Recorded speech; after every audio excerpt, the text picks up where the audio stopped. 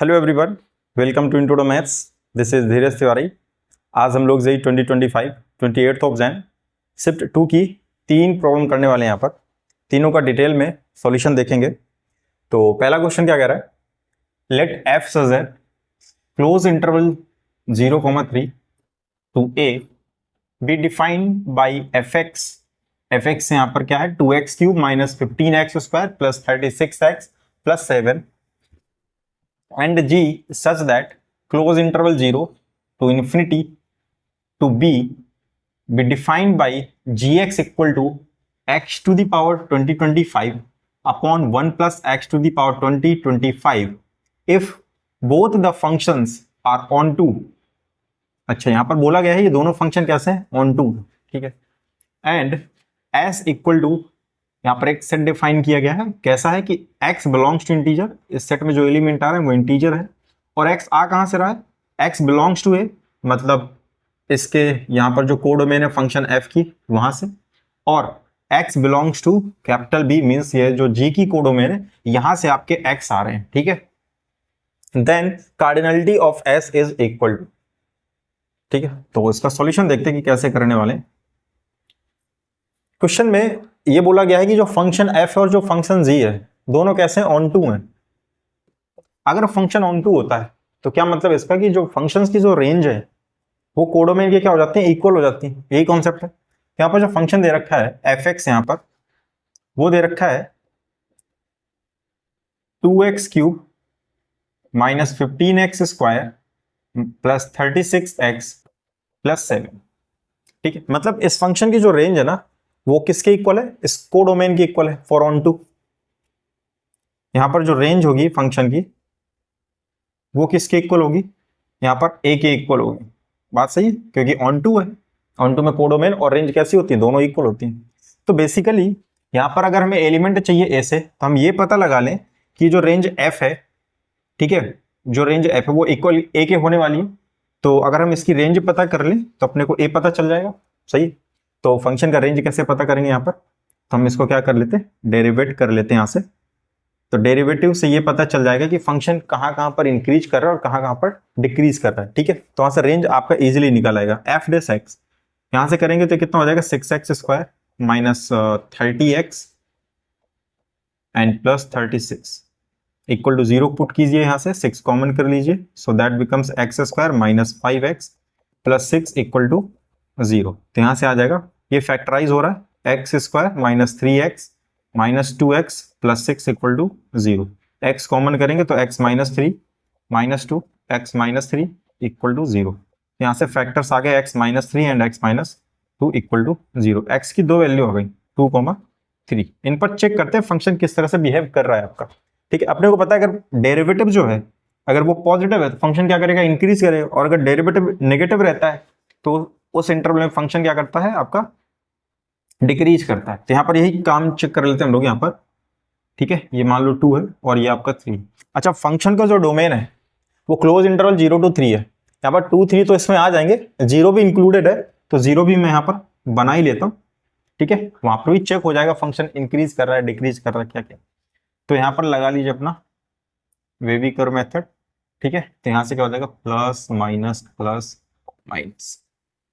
यहाँ पर आप क्लियरली देख पा रहे होंगे कि 2 से 3, अच्छा इस तरफ 3 के आगे तो हमें मतलब भी नहीं है, 3 वो तो डोमेन से बाहर का रीजन है, उससे तो कोई लेना देना ही नहीं है।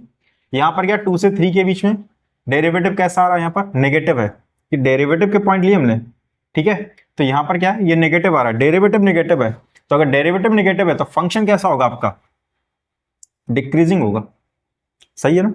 यहाँ पर अगर जैसे आपको नहीं समझ में आ रहा था तो आप यहाँ पर क्या 2.5 आप यहाँ पर वैल्यू कोई रख लीजिए, 2.5 मैंने यहाँ से उठाया, यहाँ पर वैल्यू रखी, तो 2.5 ये तो पॉजिटिव ये नेगेटिव, तो नेगेटिव आ जाएगा, नेगेटिव है। 0 से 2 के बीच में कोई वैल्यू ले लीजिए, मान लो मैंने 1 ले लिया, इस पर रखते हैं 1, ये भी नेगेटिव ये भी नेगेटिव, नेगेटिव नेगेटिव क्या आएगा, पॉजिटिव आएगा, पॉजिटिव रखा भी। अच्छा, अपने को सिर्फ 0 से 3 के बीच का मतलब है, 0 से 3 के बीच में, 0 के लेफ्ट और 3 के राइट में क्या चल रहा है उससे कोई लेना देना नहीं, क्योंकि वो तो अपने डोमेन में ही नहीं है। तो यहां पर अगर देखेंगे तो पॉजिटिव मिला, मतलब यहां पर फंक्शन क्या कर रहा होगा आपका, इंक्रीज कर रहा होगा। तो एक बात तो समझ में आ गई कि यहां से जब x इक्वल टू 0 रहा है वहां से फंक्शन उठ रहा है, इंक्रीज करता करता जा रहा है, फिर यहां पर जैसे ही x इक्वल टू 2 पुट किया वहां से फिर ये क्या करता है, डिक्रीज करने स्टार्ट करता। तो मैं क्या करता हूँ, यहाँ पर एफ ऑफ 0 निकाल लेता हूँ, ये देख लेता हूँ कि एफ ऑफ 0 पर वैल्यू क्या है, क्योंकि फिर उसके बाद फंक्शन आपका क्या है, बढ़ेगा।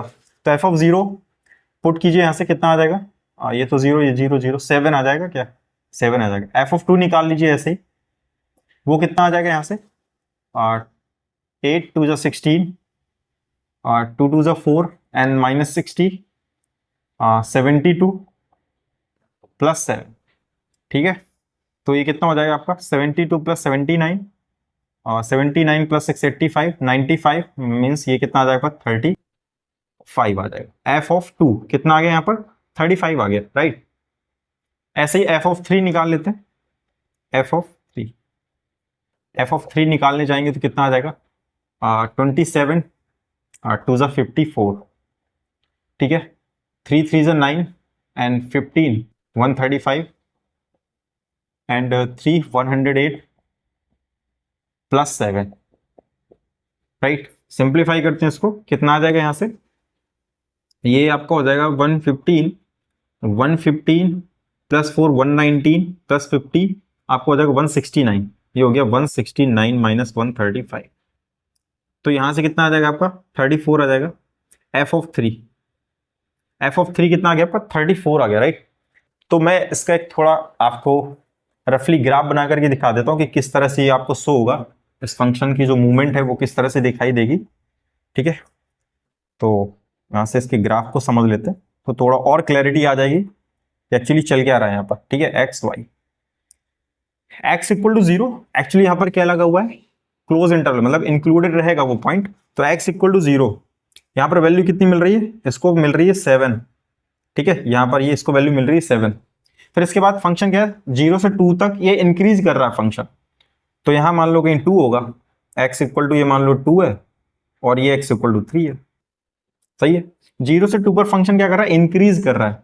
तो 0 से 2 मान लो ये लाइन है 0 से 2 वाली, और ये इंक्रीज कर रहा है ऐसे, 2 पर क्या है, 2 से 3 पर डिक्रीज कर रहा है। तो ये 2, अच्छा यहाँ पर एफ ऑफ 2 वैल्यू कितनी है, 35 है। एक काम कर लेते हैं, 35 मान लो यहाँ पर कहीं 35 है, ये आपका 35 है, ठीक है, ये आपका 35 और ये आपका 7 है।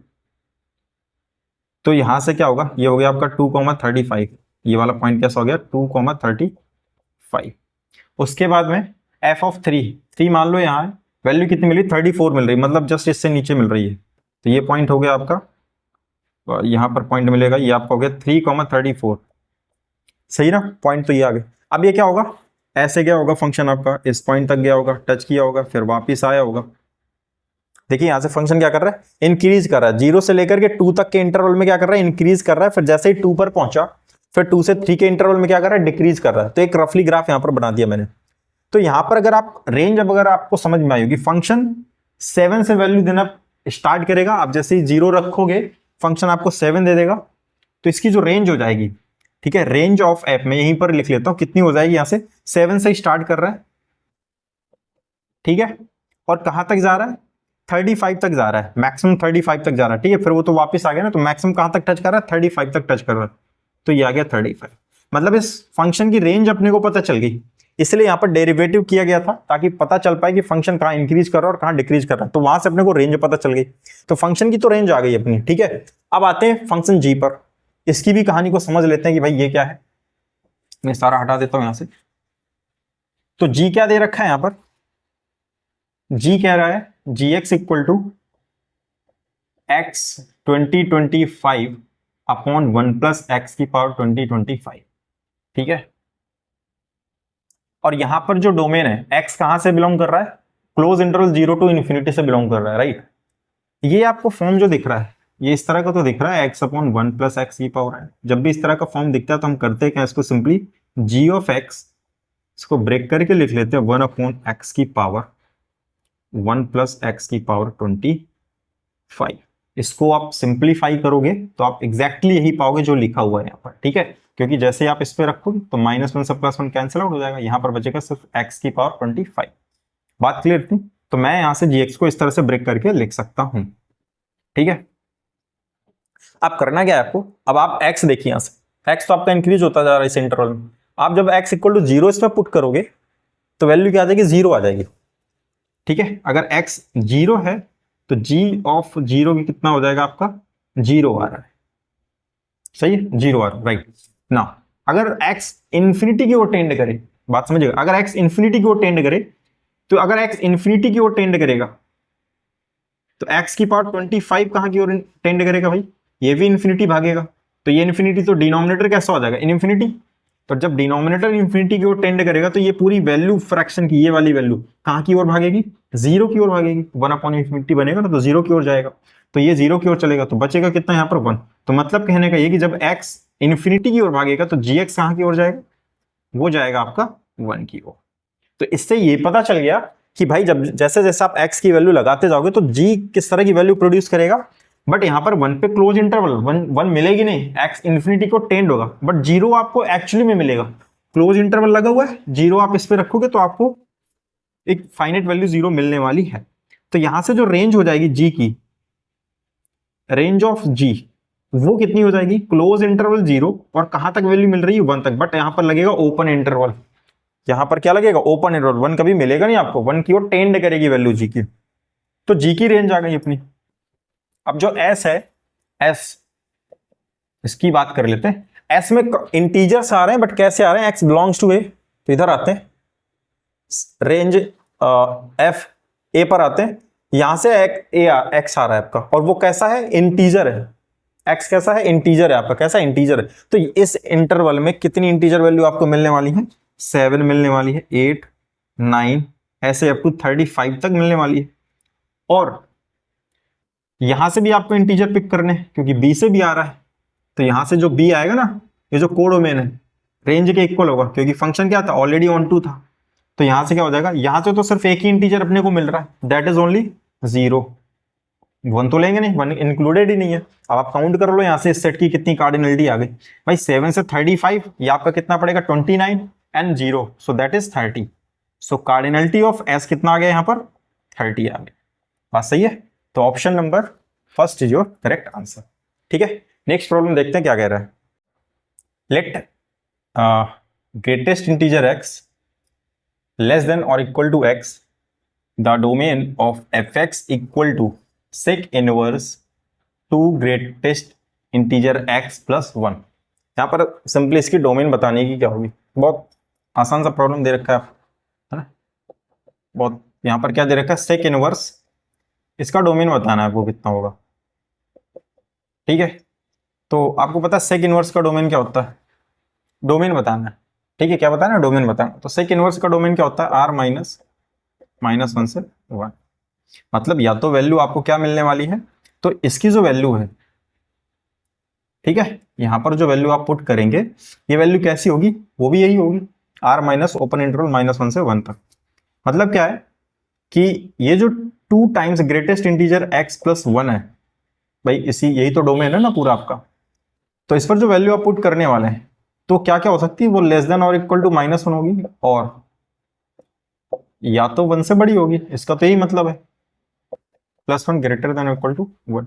डोमेन की अगर बात करते हैं तो sec इनवर्स का डोमेन हम इस तरह से भी तो लिख सकते हैं, x लेस देन और इक्वल टू -1 और x ग्रेटर देन और इक्वल टू 1, आप ये भी लिख सकते हैं या इस तरह से लिख सकते हो। तो मैंने इस फॉर्म का यहाँ पर यूज कर लिया कि जो अंदर वाली वैल्यू है या तो वो लेस देन और इक्वल टू -1 होगी, या फिर अंदर वाली वैल्यू जो है वो ग्रेटर देन और इक्वल टू 1 होगी। यहाँ से इसको सिंप्लीफाई करते हैं तो क्या आ जाएगा, यहाँ से 2 टाइम्स ग्रेटेस्ट इंटीजर x, दोनों तरफ ये हो जाएगा -2, greatest integer x less than और इक्वल टू -1, एक तो ये चीज यहाँ से आ गई आपकी।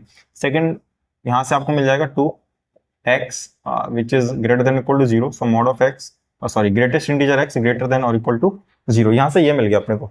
तो जब greatest integer x less than और इक्वल टू -1 है, अब बात सबको समझिए, यहाँ पर मान लो ये -1 है, ठीक है, अब पूरे ग्रेटेस्ट इंटीजर की जो वैल्यू है वो अपने को -1 या -1 से छोटी चाहिए, ठीक है, तो सपोज करो ये -2 है और यहां पर 0 है, तो अगर मैं 0 और -1 के बीच में कोई वैल्यू लेता हूं, ठीक है, जैसे मान लो -0.5 लिया और इसका ग्रेटेस्ट इंटीजर पूछा, तो क्या आप लिखोगे आंसर में -1 आता है आपका, बात सही है।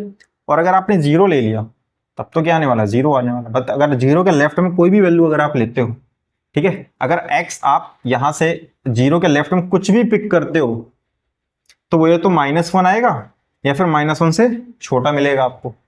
तो मतलब क्या हुआ, ये क्या इंप्लाइज करता है कि अगर x जो है वो लेस देन 0 हो जाएगा तो जो ग्रेटेस्ट इंटीजर x है वो हमेशा -1 या -1 से छोटा मिलेगा। बात सही है ना? यहाँ से आप करके देख भी लो। मान लो मैंने यहाँ पर -0.9 रखा तो आप क्या लिखोगे, -1 लिखोगे। मैंने यहाँ पर मान लो -1.5 लिखा तो आंसर आएगा आपका -2 विच इज लेस देन और equal which is less than -1। तो ये चीज आपकी सेटिस्फाइड हो रही है। ठीक है, अब अगर इसकी बात करते हैं कि greatest integer always greater than और इक्वल टू 0, तो ये तो 0 मान लो, यहाँ पर 1 कर लो। अब x कैसा होना चाहिए, x अगर मैं 0 से 1 के बीच में पिक करता हूं, सपोज मैंने 0.5 रखा तो ग्रेटेस्ट इंटीजर क्या आएगा आपका, यहाँ पर 0 आएगा। इक्वल टू 0 चाहिए भी अपनी, बात सही है। मैंने 1.5 रखा, मान लो क्या आएगा यहाँ पर आपका आंसर आएगा 1 आएगा। कितना आएगा, 1 आएगा यहाँ से। तो अभी भी सही है, मतलब x जो है वो कहां पर लाई करेगा, ग्रेटर देन और इक्वल टू 0 होगा। जब जब x ग्रेटर देन और इक्वल टू 0 होगा तो ग्रेटेस्ट इंटीजर की जो वैल्यू है वो कैसी आएगी आपकी, ग्रेटर देन और इक्वल टू 0 मिलने वाली। अब यहाँ पर और लगा हुआ है, मतलब इन दोनों को मर्ज करा दीजिए आप। एक कह रहा है x लेस देन 0 होना चाहिए या फिर x greater than equal to 0 होना चाहिए। ये कहानी किस चीज की भाई, या तो रियल नंबर लिखो डायरेक्ट, यानी कि x बिलोंग्स टू -इन्फिनिटी से +इन्फिनिटी। भाई ये सब कुछ ही तो ले रहे हैं। ये कह रहा है लेस देन 0 होना चाहिए, वो कह रहा है ग्रेटर देन इक्वल टू 0 होना चाहिए। तो जो x लाई करेगा वो कहां लाई करेगा, -इन्फिनिटी से +इन्फिनिटी। तो option number 2 is your correct answer. बात समझ, बहुत बेसिक प्रॉब्लम दे रखा था डोमेन का। ठीक है, नेक्स्ट प्रॉब्लम देखते हैं क्या कह रहा है। ये क्वेश्चन कह रहा है if summation r equal to 1 to 13 1 upon sin π/4 plus r - 1 π/6 into sin π/4 plus r π/6 equal to a time √3 plus b where a comma b belongs to z, integer से आ रहे हैं, then a square plus b square की आपको यहाँ पर value आपको बतानी की क्या हो। तो हमको करना क्या, यहाँ पर इस एक्सप्रेशन को सॉल्व करना है, उसको इस फॉर्म में बनाना है, वहां से ए बी को कंपेयर करा लेंगे। ठीक है, सॉल्यूशन इसका देखते हैं। तो यहां पर जो फॉर्म दे रखा है अपने को, ये मैं सिर्फ अभी इसको सॉल्व कर रहा हूं, समेशन बाद में लगा लेंगे अपन। 1 upon sine π/4 plus r - 1 π/6 into sine π/4 plus r π/6। यहां पर अगर आप देखेंगे तो ये एक फॉर्मेट होता है, यहां पर 1 अपॉन, यहां पर भी साइन है यहां पर भी साइन है, तो जब दोनों साइन हो ना या दोनों कॉस हो, फिर आप ऊपर जो न्यूमरेटर में sin a प्लस बी या sin a माइनस बी का फॉर्म जनरेट कीजिए। तो यहां से अब वो कैसे पता चलेगा कि वो एंगल क्या हुआ, तो यहां से आप डिफरेंस निकाल लिया करिए इन दोनों एंगल्स का। तो अगर आप इन दोनों को सब्ट्रैक्ट करेंगे तो देखिए क्या मिलता है। यहां से मान लो मैं लिखता हूं π/4 प्लस r π/6 माइनस π/4 और यहां से मिल जाएगा आपका माइनस r π/6 एंड प्लस π/6। तो ये कैंसिल आउट होता दिख रहा है, बचेगा क्या, एंगल का डिफरेंस कितना है दोनों का, π/6 है, बट अपने को तो साइन बनाना है ऊपर। तो करेंगे क्या, इसी एंगल को लेते हुए ऊपर नीचे मल्टीप्लाई करा देंगे, यहां पर हो जाएगा ये साइन π/6 एंड साइन π/6। ठीक है, ये मल्टीप्लाई कराते हैं दोनों से। अब जैसा यहां पर है a माइनस बी या a प्लस बी का फॉर्म जनरेट करेंगे, तो हमें ये पता था कि ये π/6 तो बना ही रहा है और ऐसे एंगल्स भी दिखने लगे ऊपर, तो इन्हीं को सब्ट्रैक्ट करा करके इधर लिखते हैं, π/6 तो बना ही रहेगा। देखना मैं क्या करूं, यहां पर साइन a माइनस बी भी बन जाएगा और एंगल्स भी आपके सेम यहां पर रिप्रेजेंट हो जाएंगे। ठीक है, तो this π/4 plus r π/6 minus π/4 plus r - 1 π/6। ठीक है, ये आए यहां से। अब आप करके देखोगे ना, ये तो वही किया था ना, ये जो यहां पर अभी सब्ट्रैक्ट किया था मैंने, कितना आया था, π/6 आया था। अगर आप इसको सब्ट्रैक्ट करोगे तो अभी तो ये साइन π/6 ही लिखा हुआ है ना, इसको एज इट इज लिख लेंगे, sine π/4 plus r - 1 π/6 into sine π/4 plus r π/6 into sine π/6। ठीक है, इतना है यहां से। आप simply sine a minus b का फॉर्मूला ओपन कर दीजिए यहां से, तो बचेगा क्या, यहां से 1 अपॉन साइन π/6, साइन π/6 की वैल्यू कितनी होती है, 1/2। तो ये तो चला जाएगा आपका न्यूमरेटर में, तो हो जाएगा 2 और यहां से वैल्यू ओपन कीजिए, sine a minus b which is sine a, तो वैल्यू है π/4 plus r π/6 sine a into cos b, cos π/6 4 plus r minus 1 pi by 6, ठीक है, माइनस कॉस है sine b, cos pi by 4 plus r pi by 6 into sine pi by 4 plus r minus 1 pi by 6, ठीक है। अब यहां पर ये जो आप डिनोमिनेटर में चीज जो देख रहे हैं इसको आप करा लीजिए सेपरेट। तो मैं इस पोर्शन को इसके साथ भी लगा देता हूं, इसके साथ भी लगा देता हूं। यहां से अगर आप समझ पाए तो जैसे आप इस डिनोमिनेटर को इसके साथ में लगाएंगे तो यहां से कुछ आपको कैंसिल आउट होता हुआ नजर आएगा। वो क्या है, जैसे यहां पर sine pi by 4 plus r pi by 6 है, ये वाला इसको कैंसिल आउट कर देगा, बचेगा क्या, कॉस में ये और साइन में ये डिनोमिनेटर में। तो कितना हो जाएगा यहां से 2 cot pi by 4 plus r minus 1 pi by 6।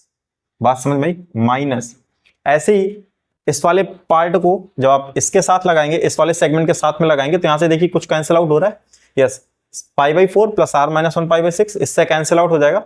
Numerator में है कॉस, डिनोमिनेटर में है sine with the same angle, तो कितना हो जाएगा cot pi by 4 plus r pi by 6, right. इतना आ गया यहां से। आप क्या कर लेते हैं, अपने को इसकी तो वैल्यू मिल गई, अब इस पर समेशन लगा लेते हैं। समेशन लगाएंगे तो 2 को तो बाहर निकाल लेते हैं, उसका तो कोई काम ही नहीं है, 2 बाहर निकाल लिया अपन ने, ठीक है। नाउ समेशन रन कराते हैं अब यहाँ पर r इक्वल टू 1 से कहाँ तक 13 तक चलना, और यहाँ पर है कॉट अपने पास में और pi by 4 plus r minus 1 pi by 6 and minus cot pi by 4 plus r pi by 6, ठीक है। ये कर लिया यहाँ से। अब r इक्वल टू 1 से लेकर के 13 तक वैल्यू 1 बाई 1 पुट करते हैं, देखते हैं कि क्या आता है।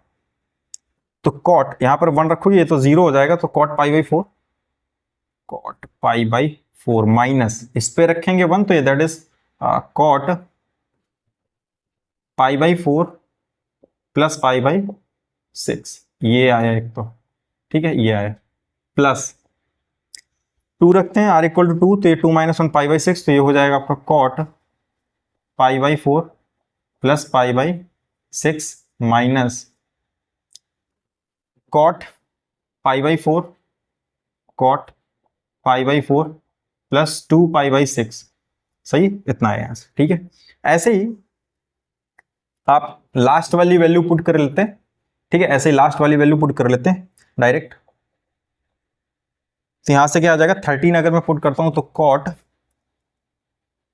कॉट कितना आ जाएगा यहां से pi by 4 plus 12 pi by 6 minus cot pi by 4 plus 13 pi by 6, ठीक है। यहां से हो क्या रहा है, ये वाला टर्म आप देख पा रहे होंगे कैंसिल आउट हो जाएगा इससे। ऐसे ही जब यहां पर आप r इक्वल टू 3 पुट करेंगे ना तो यहां पर कितना आएगा 2 पाई बाई 6 आएगा, which is plus and this is negative, तो ये कैंसिल आउट कर देगा इसको। ऐसे सारे कैंसिल आउट हो जाएंगे, बचेगा कि आपका फर्स्ट और लास्ट टर्म यहां पर बचेगा, तो उनको लिख लेते हैं यहां पर ट्वाइस। यहां पर जो हो जाएगा कॉट पाई बाई 4 वो तो 1 हो जाएगा, माइनस यहां से इसको देखिएगा ये पाई बाई 4 प्लस है 13 पाई बाई 6, 13 पाई बाई 6 का क्या मतलब है 2 पाई प्लस पाई बाई 6, ठीक है। तो 2 पाई को अलग कर लो, यहां पर ये pi by 6 which is 30 degree और ये 45 मतलब 75, तो cot 2 pi plus theta cot theta, तो यहां से कितना आ जाएगा आपका कॉट 75 आ जाएगा बेसिकली, कॉट 75, ठीक है। नाउ 2 1 माइनस tan 75 क्या होता है 2 प्लस रूट 3, तो 2 प्लस रूट 3 ये कॉट 75 निकाल रहे हैं, कॉट 75 भाई tan 75 होता है 2 प्लस रूट 3, उसका इनवर्स कर दीजिए, कितना हो जाएगा यहाँ से 2 minus root 3 and 2 minus root 3, तो 4 माइनस 3 1, यहाँ से आ जाएगा 2 माइनस रूट 3, तो यहाँ पर रखते हैं 2 माइनस रूट 3 मतलब यहाँ पर हो जाएगा प्लस का रूट 3, ठीक है। इसको अंदर ले चलते हैं, हो जाएगा माइनस का 2 प्लस का 2 रूट 3, ये बात आई यहाँ से। ये ऐसा ही फॉर्म जनरेट हुआ है यहाँ पर a रूट 3 मतलब a की वैल्यू कितनी हो जाएगी यहाँ पर 2 और b की वैल्यू कितनी दिख रही है -2, दोनों के स्क्वायर का सम a 4 एंड 4 प्लस 4 कितना हो जाएगा 8, option number 3 is your correct answer, ठीक है। तो आई होप कि ये तीनों प्रॉब्लम आपको समझ में आई होंगी। मिलते हैं नेक्स्ट लेक्चर में नेक्स्ट क्वेश्चंस के साथ में, तब तक के लिए स्वस्थ रहिए, मस्त रहिए।